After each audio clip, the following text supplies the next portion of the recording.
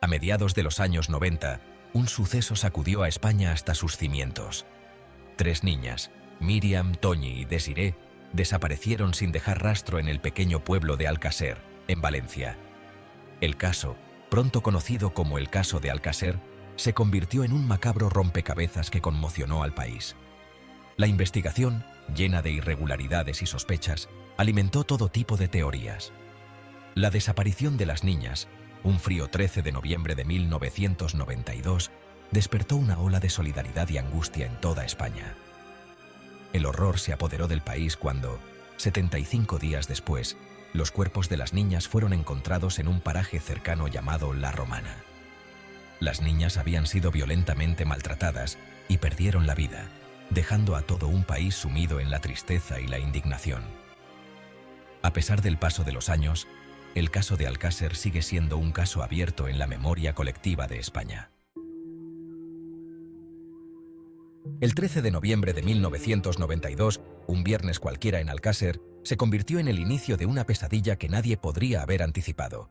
Míriam García, Toñi Gómez y Desiré Hernández, 3 adolescentes, decidieron ir a una discoteca en Picassent. Estaban llenas de entusiasmo por la noche que les esperaba. La discoteca Colors era el punto de encuentro popular entre los jóvenes de la zona. Se maquillaron, se pusieron sus mejores ropas y se llenaron de risas y expectativas. Sin embargo, no tenían transporte para llegar a la discoteca. La falta de un coche parecía un obstáculo insuperable.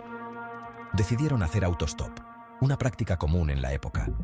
Confiando en encontrar a alguien que las llevara, se dirigieron a las afueras del pueblo. Según testigos, fueron vistas por última vez subiendo a un coche blanco. La falta de noticias despertó la preocupación entre los familiares. Sus familias denunciaron la desaparición a la Guardia Civil, iniciando una búsqueda que conmocionaría a toda España. Tras 75 días de una búsqueda intensa, el 27 de enero de 1993, la esperanza se transformó en horror. La comunidad, que había mantenido la esperanza de encontrar a las niñas con vida, se enfrentó a una realidad devastadora. 2 apicultores, mientras trabajaban en un paraje rural llamado La Romana, se encontraron con una escena impactante, una visión que jamás olvidarían. Los cuerpos sin vida de Míriam, Toñi y Desiré yacían semienterrados en una fosa improvisada. La crudeza del hallazgo dejó a todos sin palabras. El hallazgo de los cuerpos provocó una ola de conmoción y dolor en toda España. La noticia se difundió rápidamente y el país entero se unió en luto. Las imágenes del lugar de los hechos, difundidas por los medios de comunicación, mostraban la crudeza de lo que ocurrió y la crueldad con la que habían sido tratadas las jóvenes. La brutalidad dejó una marca en la memoria colectiva. La autopsia reveló que las niñas habían sido cruelmente maltratadas antes de fallecer. Los detalles eran tan horribles que resultaban difíciles de asimilar. La investigación, a partir de ese momento, se convirtió en una prioridad para las autoridades. Se movilizaron todos los recursos disponibles para resolver el caso. La presión social y la necesidad de encontrar a los culpables de un tan atroz caso se sumaban a la complejidad del caso.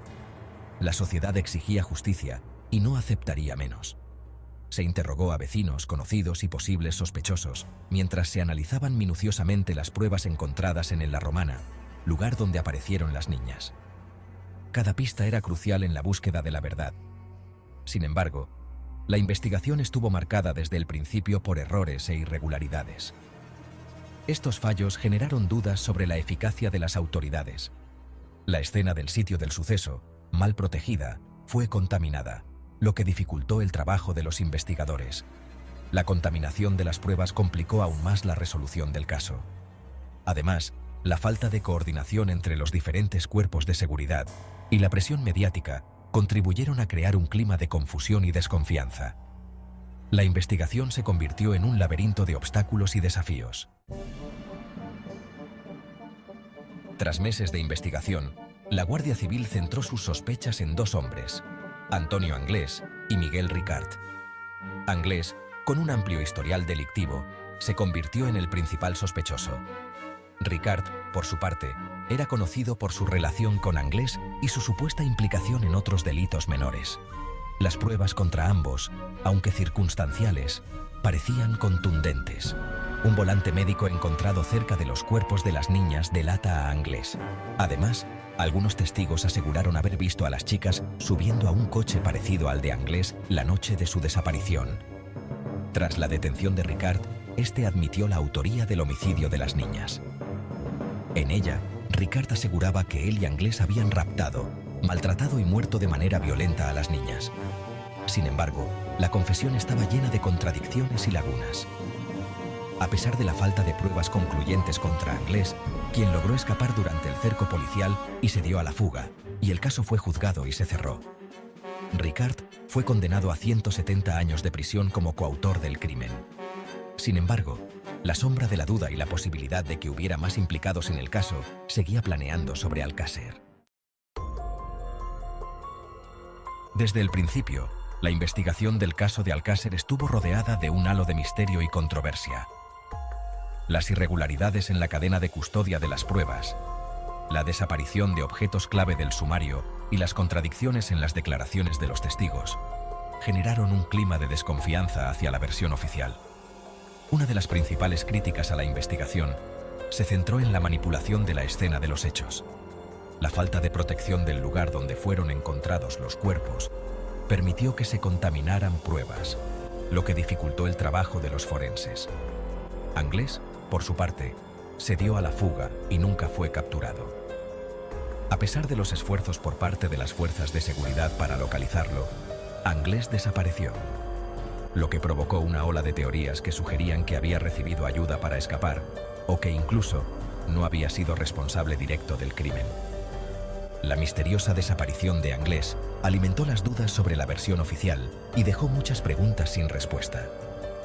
La salida de prisión de Miguel Ricard en 2013, tras cumplir 21 años de condena, reavivó el interés en el caso y puso nuevamente en el centro del debate las inconsistencias y errores del proceso judicial.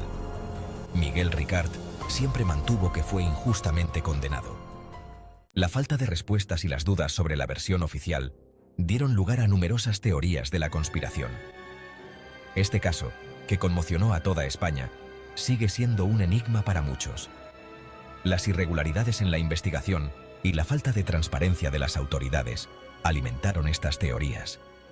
La desconfianza en las instituciones creció a medida que se revelaban más detalles inquietantes. Una teoría, impulsada por el padre de Míriam y el periodista Juan Ignacio Blanco, relacionaba el crimen con una red de pederastia y corrupción de las élites. Según esta hipótesis, las niñas habrían sido secuestradas y eliminadas como parte de un ritual satánico o para satisfacer los deseos de personas poderosas.